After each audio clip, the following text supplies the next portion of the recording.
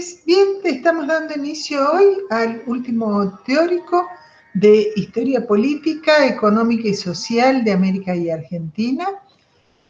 Vamos a tratar hoy el periodo de la historia argentina que se abre en 1976, cuando es el último golpe de Estado de nuestra historia, y que da inicio a la dictadura autodenominada por sus protagonistas Proceso de Reorganización Nacional. Bien.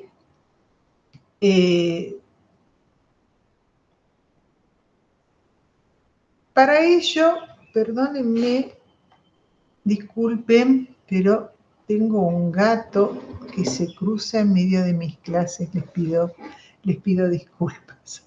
Bien, vamos a iniciar entonces el tema con el proceso de reorganización nacional. Bueno, tenemos que recordar acá, traer a colación el gobierno de María Estela Martínez de Perón, el gobierno peronista, de signo peronista, que se abre en 1973 con Cámpora, en el momento en que Perón aún estaba en el exilio, el retorno de Perón, las nuevas elecciones, que Perón se postula con la fórmula Perón-Perón, con su mujer, con su esposa, que lo acompañaría como vicepresidente, Isabel Martínez. Y el inicio de este periodo, que en realidad es un periodo bastante complejo, porque está asignado por un tironeo de fuerzas dentro del mismo peronismo, entre izquierda y derecha, aquellas organizaciones armadas de signo del peronismo autodenominado peronismo revolucionario, entre ellos el más representativo es el grupo de Montoneros, y otras fuerzas de izquierda, de tendencia marxista, de tendencia trotskista, que se encolumnan en distintas organizaciones. La más conocida es el Ejército Revolucionario del Pueblo, el ERP, que están actuando en realidad desde, acuérdense, mediados de la década de los 60, que se han activado fuertemente durante la presidencia de Onganía, durante el otro periodo de historia de facto, que se autodenominó la Revolución Argentina, y cómo muchos de estos grupos apoyaron el retorno de Perón, y fueron también alentados durante mucho tiempo por Perón, pero a medida que el gobierno peronista había iniciado ya una etapa democrática, comienzan los distanciamientos con estos sectores, las tensiones dentro del mismo peronismo entre aquellos sectores más de derecha dentro del peronismo y aquellos más de izquierda, el alineamiento finalmente del propio Perón con los sectores que estaban condenando a los movimientos armados, y aquel famoso episodio donde Perón los expulsa de la plaza y rompe con Montoneros, y al poco tiempo la muerte de Perón, la muerte del líder. Esto deja un vacío de poder muy importante. Queda en el gobierno su esposa, María Estela Martínez, asume la presidencia, está apoyada y muy influenciada por sectores que tienen una tendencia hacia la represión. Ahí está José López Rega, que en realidad tiene un papel de manejo del poder entre telones. Él, conjuntamente con algunos sectores sindicales, en realidad están llevando a cabo las directrices del gobierno, y comienza una organización paramilitar que se autodenomina la Alianza Anticomunista Argentina, la AAA. Comienza a actuar en una represión que particular, digamos, que no está asociada al Estado, pero que todo el mundo adjudica a que en realidad está liderada y organizada por los sectores que se encolumnan con López Rega, ¿no? Y con la derecha peronista. Comienza la violencia, a la violencia de los grupos armados, montoneros,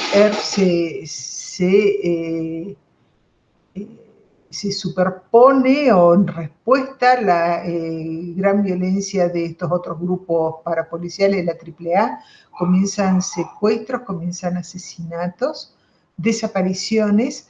El clima se torna sumamente dificultoso porque a esto se suma una enorme inestabilidad política. Económica, hay una enorme inflación, la incapacidad de gobernar de María Estela Martínez se hace evidente. Asume en el ejército, asume como ministro de María Estela Martínez un general que prontamente es reemplazado por Jorge Rafael Videla, quien va a tener después un rol protagónico en los sucesos posteriores, y María Estela Martínez de Perón empieza a apoyarse en las Fuerzas Armadas luego de que manifestaciones de trabajadores van cada vez más poniendo en jaque al gobierno, y finalmente López Rega debe alejarse, lo cual le implica a María Estela Martínez buscar otro apoyo, y lo busca en las Fuerzas Armadas. Finalmente termina pidiendo licencia en el cargo, la reemplaza Ítalo Luder, y es en ese momento donde se firma un decreto donde se pide a las Fuerzas Armadas la aniquilación del movimiento subversivo. Esto es una especie de carta blanca para los sectores del ejército que vienen en realidad ya preparando un golpe de Estado y que solo están esperando, que maduren las brevas, ¿no? Como se dice, a ver, que llegue el momento propicio realmente para que este gobierno termine de caer por su propio peso y tenga la intervención militar, el apoyo de la sociedad.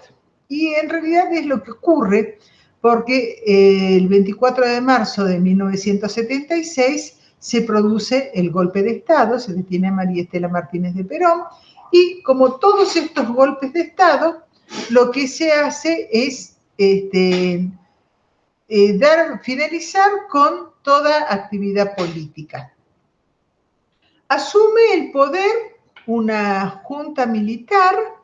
Esto es una novedad porque son las representantes de las tres armas, del ejército, de la armada y de la aeronáutica, y están representados por el general Jorge Rafael Videla por el ejército, el almirante Emilio Eduardo Macera por la armada, y el brigadier Orlando Rafael Argosti por la aeronáutica. Esa junta militar, después de esa junta militar surge el nombramiento del presidente, que en realidad tendría funciones ejecutivas, pero estaría respondiendo a la junta.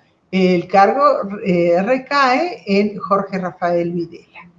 Bueno, ¿qué es lo que las primeras medidas que se toman? Es la anulación de toda actividad política, del Congreso de la Nación, de las legislaturas provinciales, de los gobernadores de las provincias, del Poder Judicial, de los partidos políticos, la declaración del estado de sitio, la declaración, el decreto que establece la pena de muerte, la suspensión de los partidos políticos, la prohibición de la actualización de los partidos de izquierda y la detención y encarcelación de muchos políticos y gobernadores.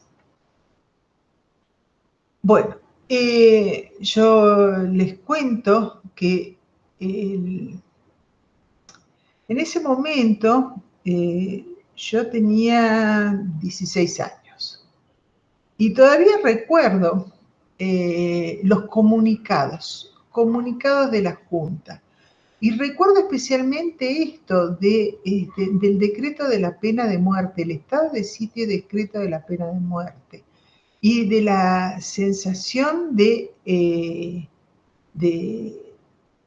amenaza y de terror que implicaba toda esta situación.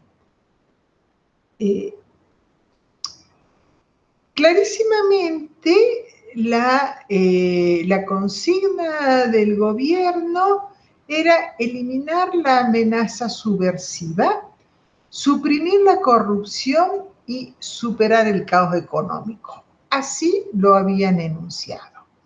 Pero esta cuestión de superar y eliminar la amenaza subversiva era uno de los principales objetivos.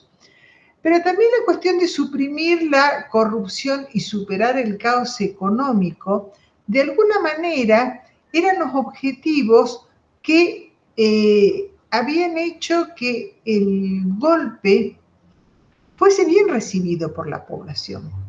No voy a decir que el golpe fue popular. Tuvo adhesión de muchos sectores de la sociedad civil y de muchos partidos políticos. Por eso se habla actualmente de la dictadura cívico-militar. En realidad, todas las dictaduras en Argentina tuvieron un carácter cívico-militar, porque todas tuvieron algún apoyo de partidos políticos, algún apoyo de sector civil y participación de sectores civiles. Bueno, y esto no fue una excepción en ese caso. Lo que pasa es que era tal la sensación de desorden y de falta de dirigencia en el último tramo del gobierno de Isabel Perón, que esto fue visto de alguna forma como un alivio. Y una de las cosas que grandes sectores de la sociedad civil acusaban a los políticos era la corrupción.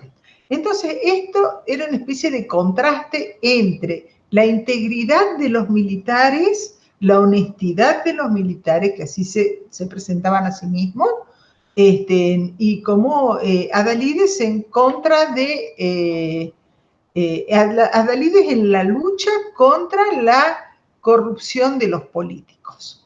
Entonces, la corrupción y la incapacidad de la clase política y que había que sentar nuevas bases y reformar la sociedad argentina y también enderezar la economía y terminar con el caos económico.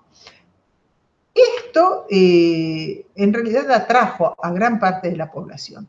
Por un lado esto, pero por otro lado una fuerte política de terror y de represión fuertemente aplicada que hizo que durante los 2 primeros años de esta dictadura, del 76 y el 77, y diría yo casi que hasta el 78, en 79 incluso, no hubieran manifestaciones prácticamente contrarias de la población civil, ¿no? Es decir, por un lado, la captación de algunos sectores, Por otro lado, lo que se presentaban como salvadores de una situación anárquica, y por otro lado, un fuerte instrumento de terror hicieron que este gobierno se mantuviese, y la dictadura fue larguísima, fueron 7 años aproximadamente de este gobierno, ¿no? Yo lo recuerdo especialmente porque fue uno de estos periodos de la vida de uno, de los 16 años, yo recién pude votar, si ustedes piensan, recién pude votar a los 24 años por primera vez en mi vida. Digamos que todo ese periodo fue un periodo donde el ejercicio democrático estuvo clausurado, ¿no? Y esto le pasa, bueno, a toda mi generación, ¿no? Que recordamos esto especialmente. Bueno, volvamos entonces a las medidas del gobierno. Bien, entonces asume Videla está en el gobierno entre 1976 y 1981.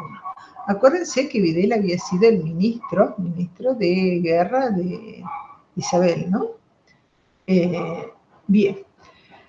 Hay algo también que tenemos que recordar desde los 60, desde el periodo de Onganía, y es que hay la teoría del enemigo interno y las influencias que había tenido la Escuela de Panamá, la instrucción de los militares de Estados Unidos en la antisubversión, y la Escuela de Panamá, donde muchos militares latinoamericanos y también entre ellos argentinos habían sido educados en tácticas antisubversivas, en esta teoría del enemigo interno, digamos, en que las Fuerzas Armadas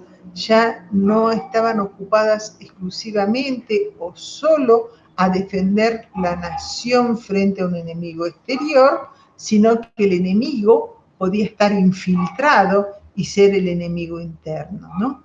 Esto, bueno, era como una segunda etapa dentro de la Guerra Fría y era la respuesta de los sectores más duros, conservadores y de derecha que habían hecho del comunismo, del marxismo, el principal enemigo, ¿no? Y esto se da en toda América Latina, porque cuando se produce el golpe de Argentina, tenemos que pensar este golpe dentro de un contexto donde los militares han dado golpes de Estado en Chile. Tenemos que pensar que en Chile tenemos un régimen como el de Pinochet, en Brasil, en Bolivia, y también tenemos que pensar en la guerra en los Estados Unidos, que está movilizando fuerzas y tropas para reprimir todo régimen de izquierda, más o menos socialista, más o menos comunista, que pudiese darse en los países latinoamericanos, ¿no? Bien, y acá, en Argentina, con este autodenominado proceso de reorganización nacional, esto se enuncia como una especie de cruzada, así a la antigua usanza de las cruzadas cristianas contra los moros. El general Camps, uno de estos lamentables fuertes actores del periodo y de la represión, afirmaba que desde que el marxismo se ha convertido en la herejía moderna, así decía él, nosotros estamos desarrollando una guerra permanente en la que se enfrentan Dios y el mal. Miren las formas en que se enuncia esto, es una cruzada cristiana contra el mal, ¿no? Pero lo más grave de esto, lo que fue terrible, es que el objetivo no eran solo las organizaciones armadas individualizadas como tales, sino todo aquel que tuviese una afinidad ideológica o que se sospechara que podría llegar a tener una amistad, una afinidad ideológica o lo que fuese. Miren la afirmación, escuchen, yo les voy a leer algunos fragmentos, ¿no? Pero la afirmación de Videla, él decía, un terrorista no es solo el portador de una bomba o una pistola, sino también el que difunde ideas contrarias a la civilización occidental y cristiana. Por lo tanto, terrorista podía ser cualquiera, terroristas éramos todos. Bueno, ¿y quién era el blanco preferido? Como siempre, los intelectuales, los pensadores, los psicoanalistas pasaron de nuevo a ser uno de los blancos preferidos de las condenas y de la persecución. Fíjense que en el año en que la UBA, la Universidad de Buenos Aires, despidió a profesores, despidió a 1.350 profesores, diciéndoles el interventor de la Universidad de Buenos Aires que se fueran a enseñar a Freud a París y a Marx a Moscú, ¿no? Es decir, esto no responde a nuestro espíritu occidental y cristiano. Bueno, la quema de libros estuvo, pero esto parecía actos de la antigua Inquisición, la quema pública de libros. No solo la quema pública de libros, sino las quemas de libros que se organizaban en todos los domicilios, donde, y esto yo lo recuerdo, y yo lo he presenciado, lo he presenciado entre familiares, entre amigos, destruir libros que pudiesen ser sospechosos o que pudiesen tener un título que fuese relativamente sospechoso, o incluso hasta el color de la tapa. Esto es algo que uno hoy lo narra y puede resultar hasta risible, pero bueno, en ese momento se hacían bromas, pero no había muchos motivos de risa, ¿no? Porque podía ser causal de detención, ¿no?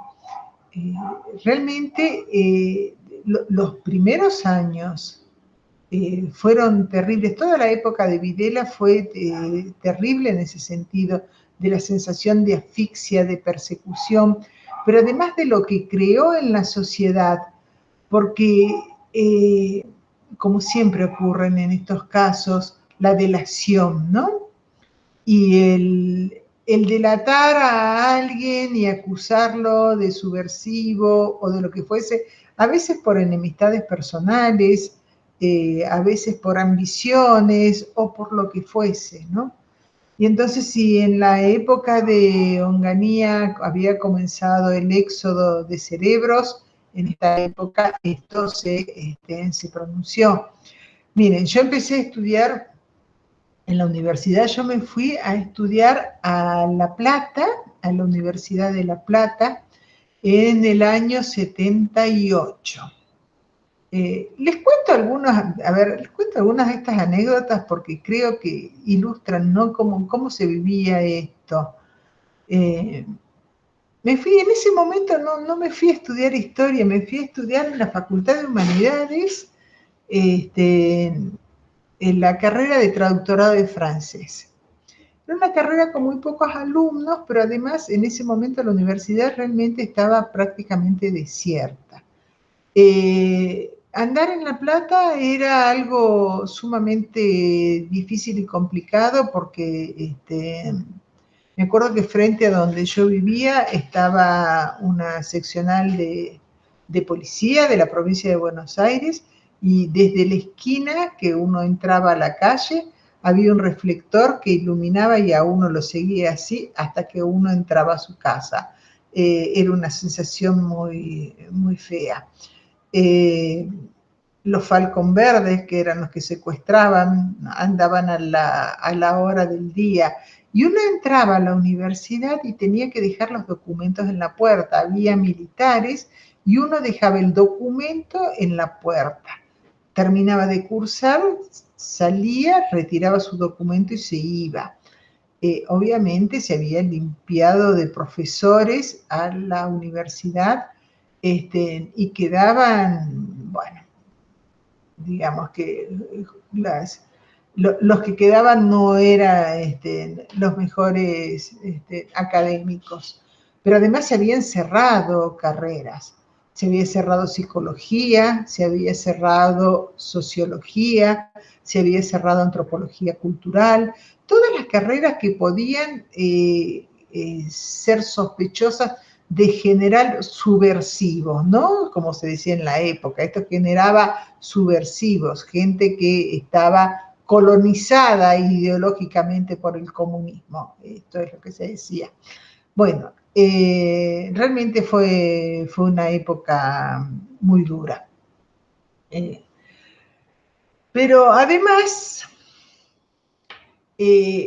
había una cosa también que, bueno, que también lo tuvo el Onganiato, ¿no? Cuando yo les comentaba esto, una cosa como retrógrada de cómo concebían la sociedad.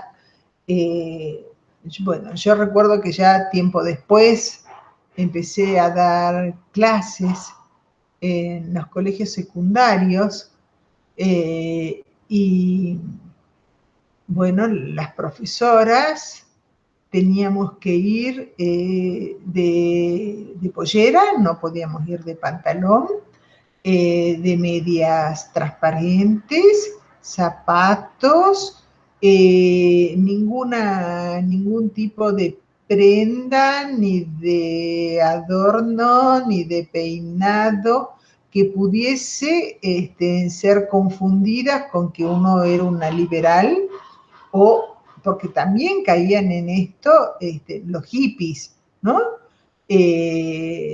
Toda la cultura del hipismo fue fuertemente reprimida porque tampoco era deseable ni entraba en las normas de la civilización occidental cristiana.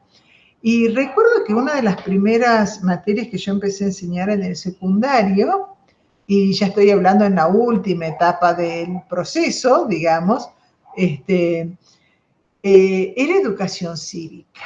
Y fue terrible porque los textos de educación cívica eran espantosos, los contenidos de los textos eran espantosos. Yo separé uno acá y se los puse en el PowerPoint que ustedes van a tener después, pero ahora se los leo porque realmente vale la pena.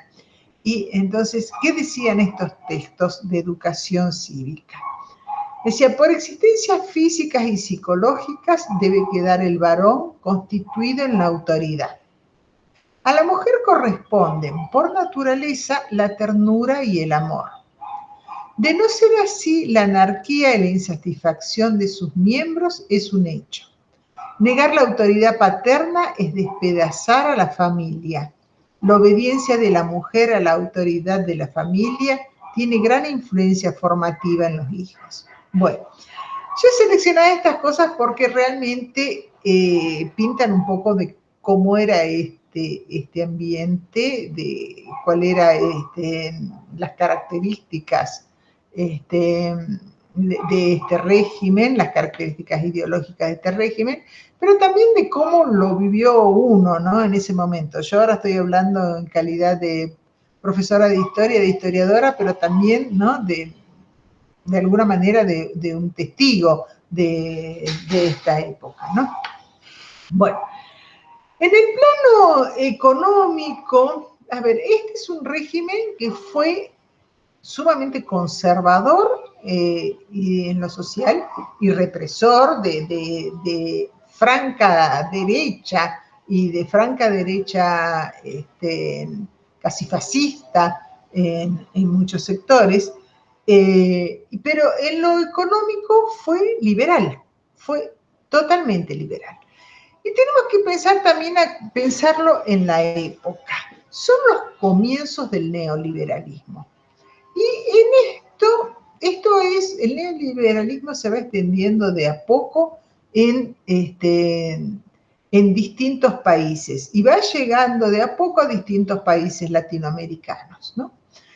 Así que las reformas introducidas en 1976 y sobre todo aquellas que vinieron de la mano del ministro de Economía más famoso del proceso, que fue el ministro de Economía de Videla, José Alfredo Martínez de Oz, son las que pusieron fin voluntariamente, porque es lo que se buscaba, poner fin al modelo del estado de bienestar, que era el que de alguna manera, con diferencias dentro del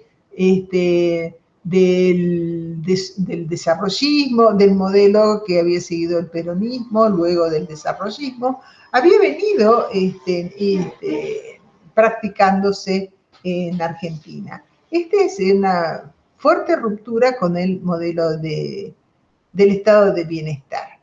Y el pasaje de una economía productiva a una sumamente especulativa. Realmente hay una apertura financiera y una liberación de las entidades financieras, de las reglas de no intervención del Estado en las entidades financieras, que fue realmente notoria. Es la época de la plata dulce. A ver, ¿por qué de la plata dulce?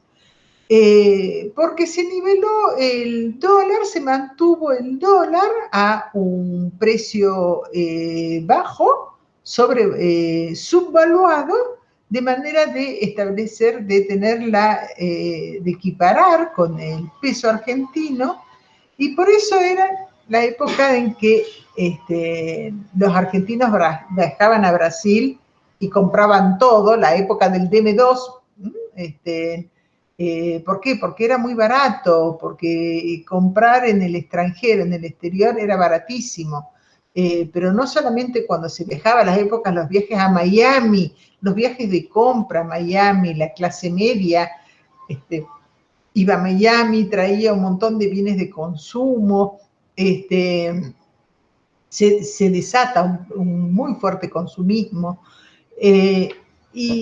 pero no solo en los viajes, sino también en la introducción de productos extranjeros. De golpe se liberan las importaciones, se reducen a prácticamente nada los impuestos a las importaciones y empiezan a entrar infinidad de productos importados. Lo cual trae así la gran felicidad de la población porque de golpe puede consumir un montón de productos importados que antes no habían. Y en esto realmente el comportamiento de la sociedad argentina ha sido estudiado, pero había una cosa como de desinformación, pero también de voluntad de no querer saber mucho más de lo que pasaba, ¿no? Entonces la gente se entretenía con esto, con que, bueno, sí, podía, las novedades, ¿no? O el circo que se armaba en torno a determinados eventos que ya se los voy a nombrar. Ahora, la liberación de las importaciones trajo la ruina de muchísimas pequeñas industrias. La idea era fortalecer aquellas industrias más poderosas, aquellas que podían competir con los productos extranjeros, pero realmente lo que trajo es la ruina de la pequeña burguesía, ¿no? Y de todas estas pequeñas industrias que venían generándose durante el periodo de industrialización sustitutiva, ¿no? Pero además se creó la cultura de la inversión financiera y de la especulación financiera.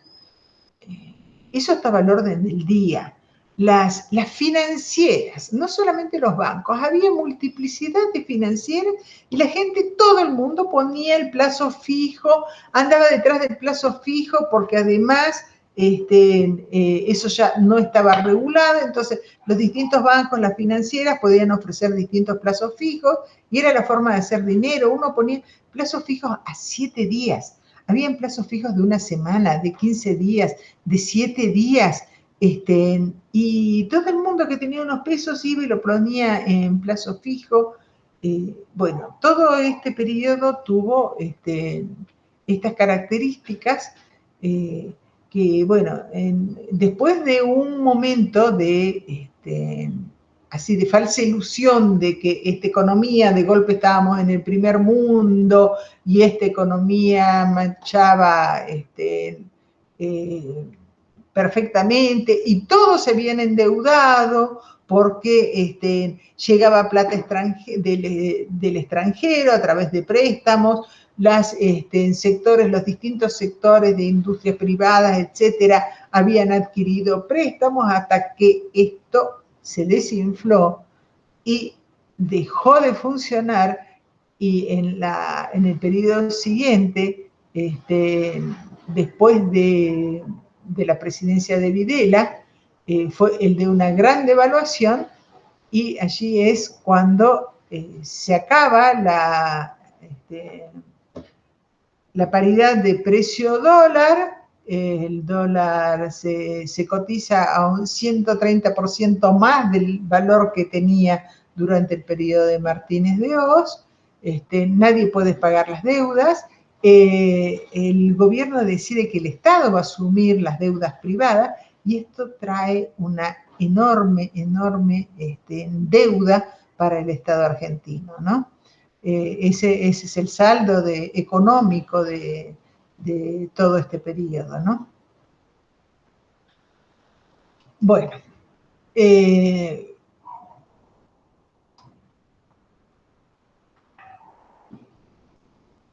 las denuncias por violación a los derechos humanos comienzan desde el extranjero.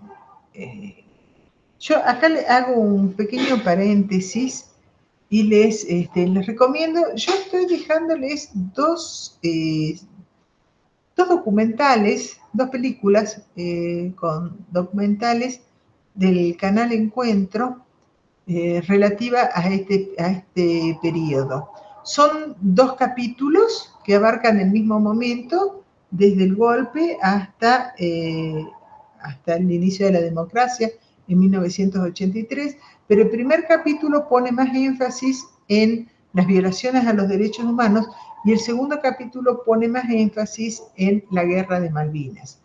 Así que yo les pido por favor que vean los 2 capítulos, aunque algunas cosas, el segundo reitera algunas cosas del primero, tengan la paciencia de ver a los 2, además dura media hora cada uno, porque hay un detalle más importante respecto a las políticas, más importante y escalofriante también respecto a las políticas de violación de los derechos humanos, ¿no? Hubo algo que jugó en su momento a favor de la defensa de derechos humanos, que fue el gobierno de Carter en Estados Unidos, que entre el 76 y el 80 estuvo Carter en Estados Unidos y él fue uno de los primeros en motorizar las denuncias de las violaciones de los derechos humanos en Argentina, cuando dentro de Argentina nadie podía hablar de la cuestión, ¿no?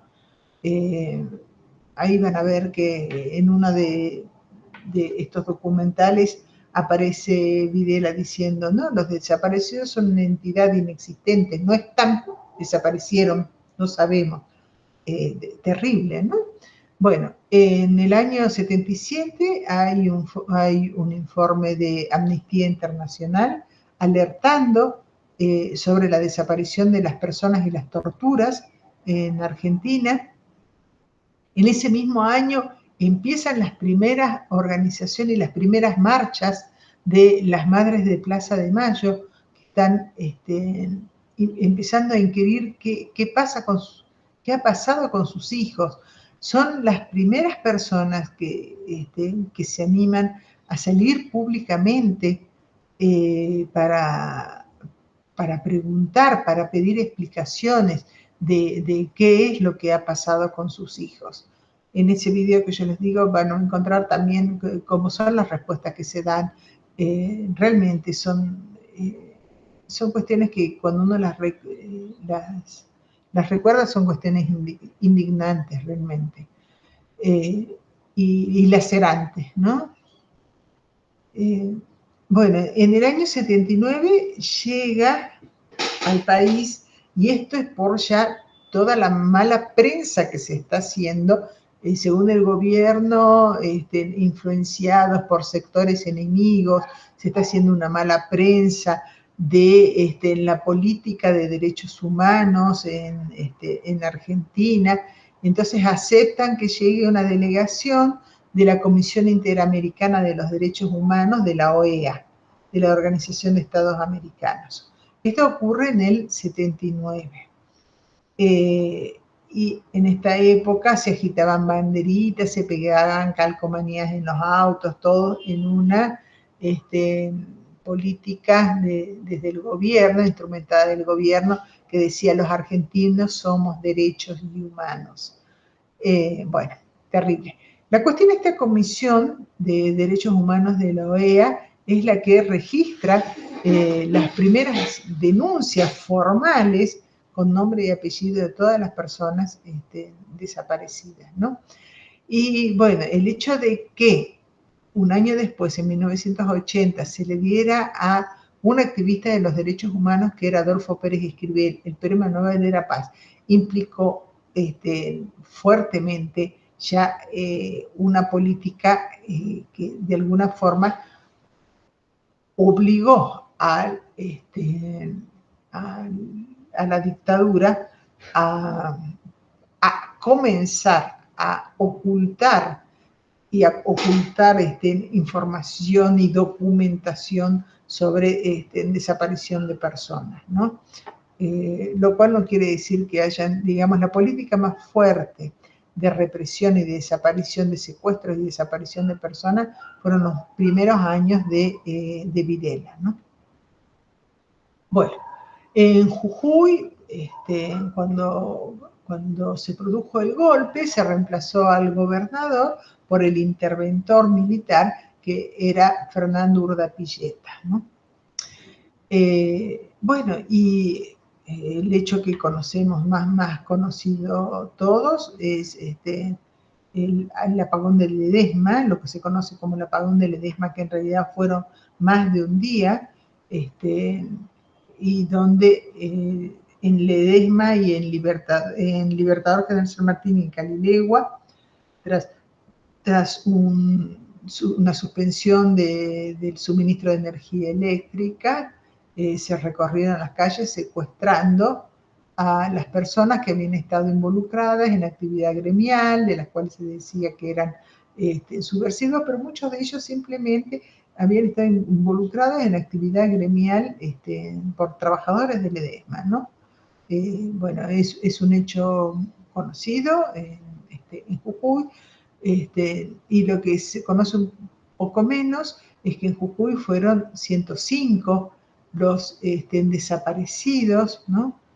Entre ellos un dirigente gremial de los mineros, que era Abelino Bazán, el secretario del gremio de los trabajadores telefónicos, Máximo Tell, además de gobernadores y de políticos presos, ¿no?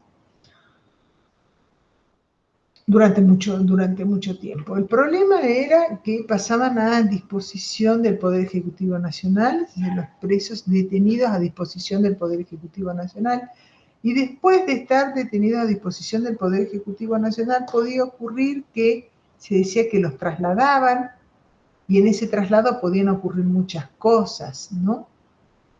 Muchos de estos traslados terminaban con los fusilamientos, y después se decían que habían intentado huir, se los habían muerto en el intento de huida, muchas otras cuestiones que, que eran sumamente peligrosas. Es decir, no había forma, no había defensa, no había forma de que interviniese la justicia de que interviniesen los abogados, los habeas corpus eran nada, realmente no había protección, por eso se habla de terrorismo del Estado, porque realmente fue una política de terrorismo desde el Estado. Todo fue al margen de la Constitución, todo fue ignorando los mecanismos constitucionales, ignorando los distintos poderes del Estado. Realmente fue una política de terrorismo implementado desde el Estado, ¿no? Por eso cuando se habla de que, bueno, esto fue una respuesta a la violencia política de los sectores de izquierda, es cierto, y esto fue una época donde de gran descreencia en el sistema democrático, tanto de la izquierda como de la derecha. Fue una característica de la época la desvalorización de los mecanismos y del sistema democrático y la reivindicación de la violencia. Pero la violencia ejercida desde el Estado y de la forma ilegal como se lo hizo, fuera de todos los parámetros de las instituciones del Estado, fue realmente terrorismo de Estado, ¿no?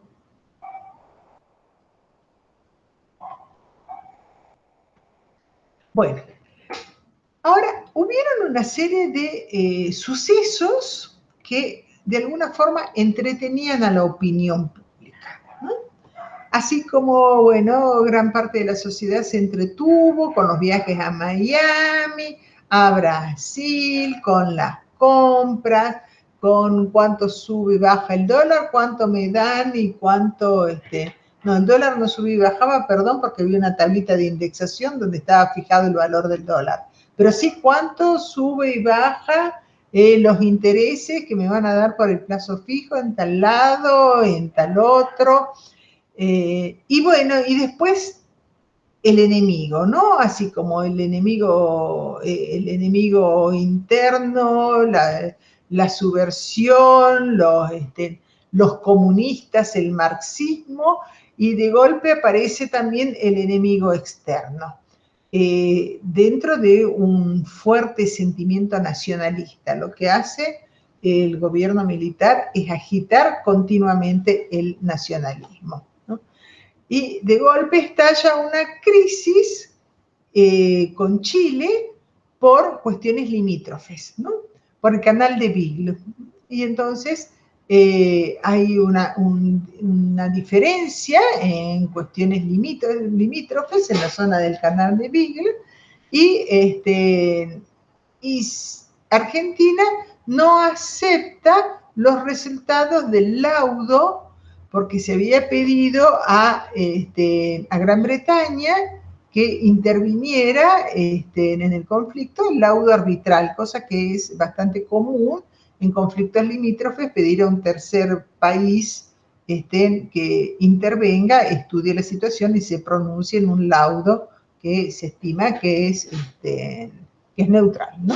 Bueno, Argentina no lo acepta al laudo británico y esto lleva a prácticamente un estado de guerra, pero empiezan a alistarse las tropas, empiezan a convocar a los conscriptos, se está realmente al borde de la guerra. Y todo esto generando, por supuesto, echando mucha leña al fuego, generando un sentimiento nacionalista, de enemistad con Chile, con los chilenos. Bueno, finalmente, a ver, en el 78 ya estaba a punto, ¿no?, de desatarse la guerra. Y en Chile está Pinochet, está gobernando Pinochet, digamos, son dos regímenes militares ideológicamente bastante parecidos, ¿no? Pero los dos también necesitan de este factor de un enemigo externo que aúne a la población, ¿no? Bueno, finalmente la intervención del Vaticano, que media en el conflicto, es el cardenal Zamoré, que en ese momento es el enviado de Juan Pablo II, es el que pone fin a este conflicto, bueno, dando una solución mediadora. Pero bueno, luego será la guerra de las Malvinas, ya lo vamos a ver. Bien.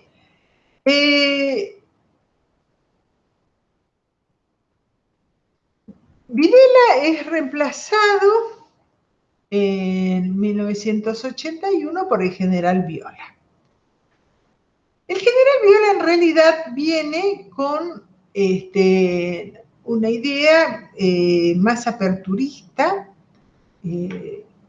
piensa que ha llegado el momento de ir negociando con el sector civil una transferencia del poder, ¿no?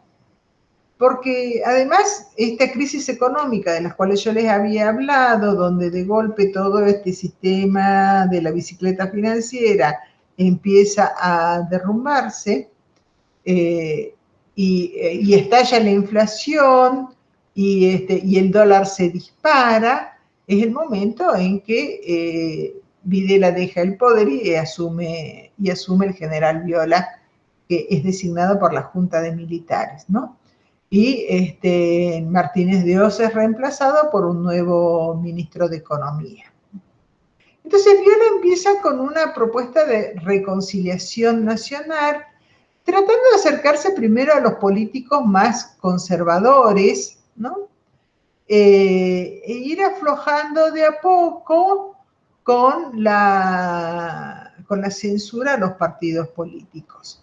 Y como muestra de una voluntad de ir propiciando de a poquito una participación política absolutamente controlada, da la orden de liberar a Isabel Martínez en 1981, ¿no? Bueno, entonces esta pequeña posibilidad de apertura política da lugar a la multipartidaria. La multipartidaria es en realidad una organización de distintos partidos políticos, motorizada en gran parte por el radicalismo, que intenta ir consiguiendo un acuerdo del sector civil, de los partidos políticos, como para enfrentarse de la forma más estratégica, digamos, a los militares para ir consiguiendo una apertura. La multipartidaria empieza a generar una serie de documentos, de actividad política que hasta el momento había sido totalmente prohibida. Bueno, pero también comienza la actividad sindical, que había sido fuertemente reprimida. Ahí aparece una figura que es Saúl Baldini, que es combativo, totalmente combatido, y empiezan también la organización de los primeros paros, cosa que había sido impensable desde antes. El sector sindical había sido totalmente aplastado y el terror sobre la actividad sindical se había desatado totalmente. Así que, bueno, en el 81 tenemos las primeras manifestaciones ya políticas y sindicales, ¿no? Pero dentro del ejército, dentro de las Fuerzas Armadas, dentro de las 3 Fuerzas Armadas, hay discrepancias al respecto. Y no todos comparten el propósito aperturista de Viola, y prontamente es reemplazado por Galtieri, por otro general, Leopoldo Fortunato Galtieri, que intenta volver a los tiempos más duros de Videla. Y anuncia que las urnas están bien guardadas. Yo recuerdo ese anuncio. Las urnas están bien guardadas, porque fue un momento donde la esperanza de reactivación política había empezado a funcionar y la llegada de Galtieri y este anuncio de que las urnas están bien guardadas fue muy duro, fue un golpe fuerte, ¿no? Y encima, el cambio de gobierno en Estados Unidos, ya está Reagan, que ha reemplazado a la política de Carter, tenemos la antagónica de Reagan. Acá empiezan a mejorar las relaciones del régimen militar con los Estados Unidos, porque hay una mayor afinidad ideológica con Reagan, e incluso Argentina apoya y manda hombres a la lucha antisubversiva, a los contras motorizados por Estados Unidos en El Salvador.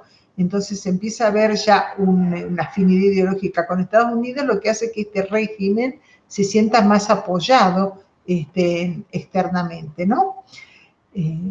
Bueno, sin embargo, esta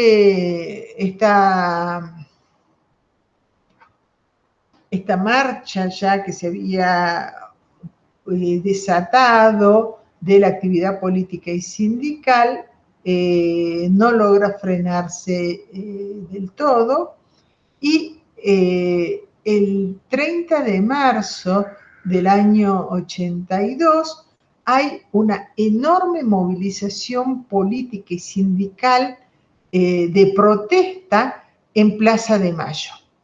Yo la recuerdo, fue una protesta muy grande, además era la primera vez que había semejante marcha en contra de este régimen que se había impuesto con el terror. Y la marcha fue sofocada, pero además fue una marcha pacífica. Lo que pasa es que fue dispersada con represión, con una fuerte represión. Y yo recuerdo la indignación de todos los sectores políticos y sindicales. Eso fue el 30 de marzo. Pocas horas después, el 2 de abril, unas más de 70 horas después, el 2 de abril, teníamos la plaza nuevamente llena, pero llena vivando al general Galtieri, que había decidido el desembarco de las tropas argentinas en las Islas Malvinas, y eso desató el inicio de la guerra.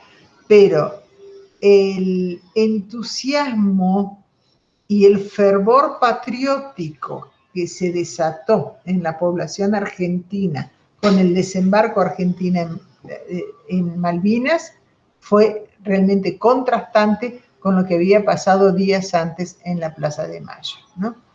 Entonces, supieron tocar perfectamente ese sentimiento inculcado desde la escuela siempre a todos los niños. Las Malvinas son argentinas y Inglaterra es usurpadora, cosa que es absolutamente cierto, pero esto se agitó en una estrategia del gobierno militar como una forma de salvar al régimen, ¿no? De unificar a la población y ustedes van a ver las fotos de Galtieri asomado en el balcón saludando al pueblo que lo está vivando, lleno de banderitas, argentinas, de bocinazos a favor, toda una manifestación en apoyo que hizo interpretar a Galtieri que iba a poder convertirse en un dictador durante mucho tiempo más. Bueno, desgraciadamente y afortunadamente, desgraciadamente nuestras tropas fueron derrotadas en Malvinas. Al poco tiempo. La guerra duró unos pocos meses. El 2 de abril se produjo el desembarco argentino en Malvinas. El 14 de junio se produjo la rendición de las tropas argentinas.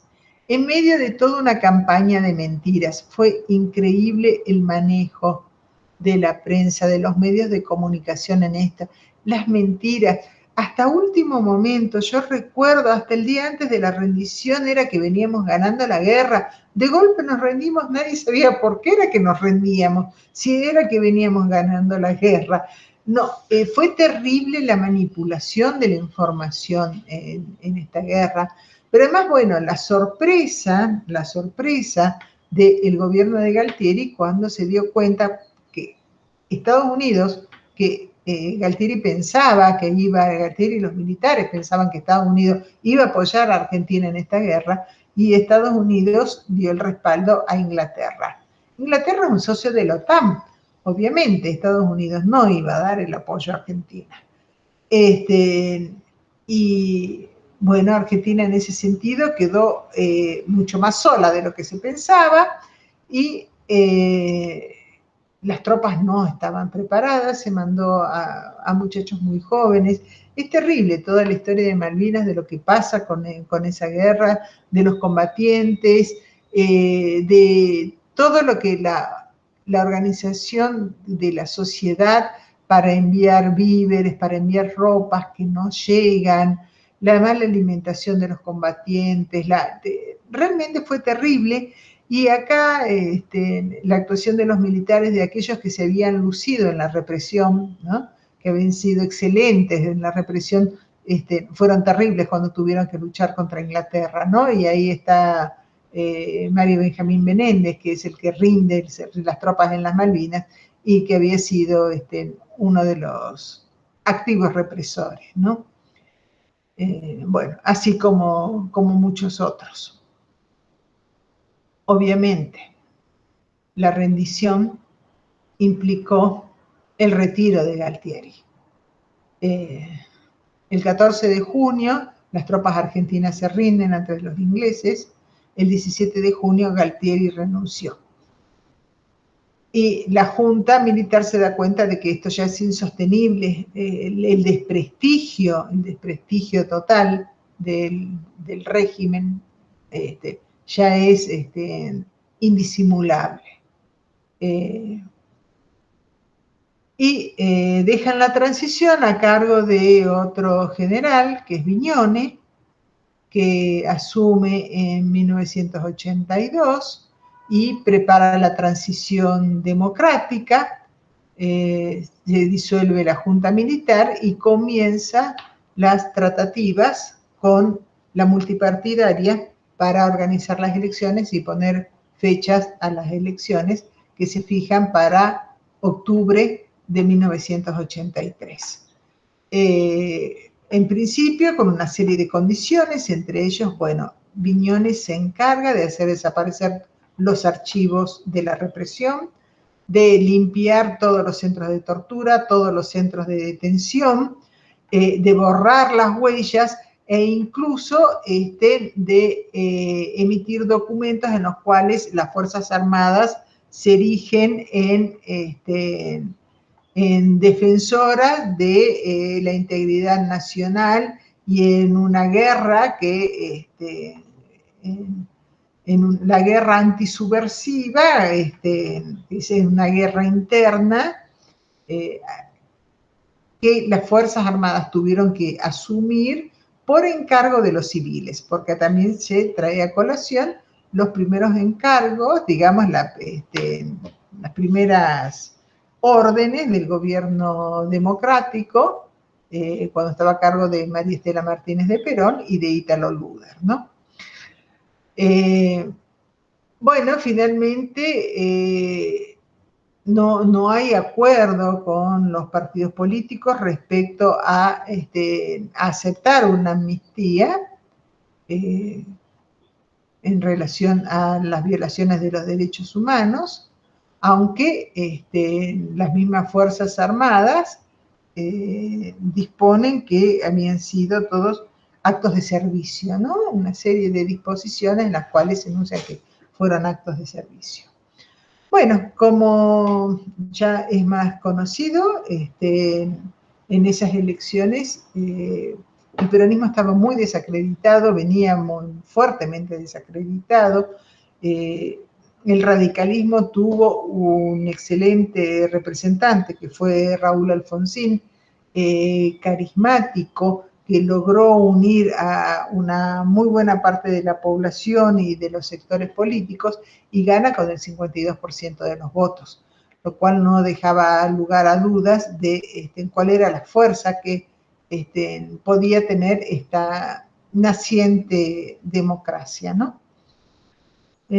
Bueno, y lo que tenemos después fue toda la política en relación a los juicios a las juntas, al intento de recomposición de una economía sumamente golpeada, pero realmente este periodo largo de 7 años de dictadura dejó importantes secuelas en nuestro país. Bueno, con esto cerramos esta clase, cerramos también la materia, y bueno, y espero que sea estimulante para pensar nuestra historia, para crear espíritus críticos, fundamentados, pensantes, lectores, estudiosos, conocer, estar bien informados, implica poder actuar con criterio y con fundamento. Y para eso la historia sirve, para eso la historia es necesaria. Así que, bueno, espero que nos veamos en los exámenes y que sea fructífera la lectura de la materia. Y hasta pronto.